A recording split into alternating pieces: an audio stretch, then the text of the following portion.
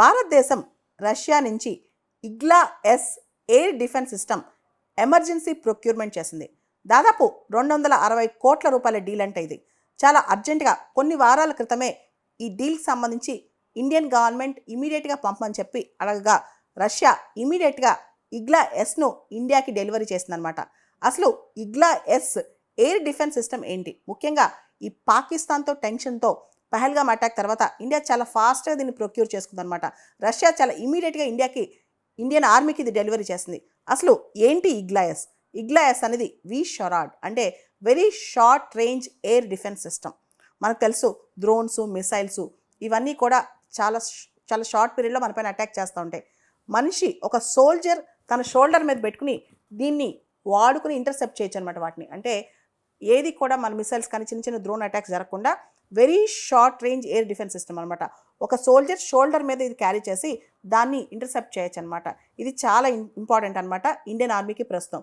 మనకు తెలుసు Indian army forward ఫార్మేషన్స్లో forward లుకింగ్లో చాలా fighter air crafts, choppers, drones ఇవన్నీ కూడా ఎనిమి నుంచి వచ్చే అవకాశం ఉంది. అంటే ఎనిమి కంట్రీ నుంచి ఫైటర్ ఎయిర్ క్రాఫ్ట్స్ కానీ, చాపర్స్ కానీ, డ్రోన్స్ కానీ వీటన్నిటిని ఎదుర్కోవాలంటే, న్యూట్రలైజ్ చేయాలంటే అన్ని రకాల వెపన్స్ ఉండాలన్నమాట.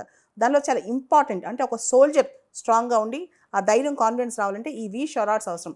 Very short range air defence systems అవసరం. దే ఆర్ మ్యాన్ పోర్టబుల్ అంటే ఒక మనిషి దాన్ని క్యారీ చేయొచ్చు, తన షోల్డర్ మీద దాన్ని క్యారీ చేయొచ్చు అనమాట. అందుకే వాటిని మ్యాన్ పోర్టబుల్ అని పిలుస్తారనమాట.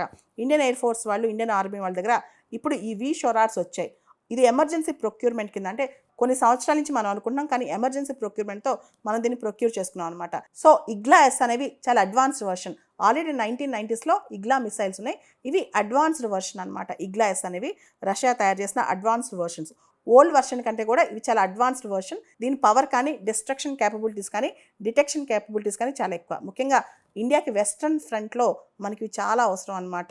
Already Indian army mark 1 indigenous integrated drone detection and interdiction system అనేది to detect, jam, spoof and kill డ్రోన్స్ని డిటెక్ట్ చేయటం, వాటిని జామ్ చేయటం, వాటిని నిర్వీర్యం చేయటం, వాటి కోసం అంటే 8 కిలోమీటర్స్ రేడియస్లోనే ఇది వర్క్ అవుతుంది అనమాట. మార్క్ 1 టెక్నాలజీ అనేది.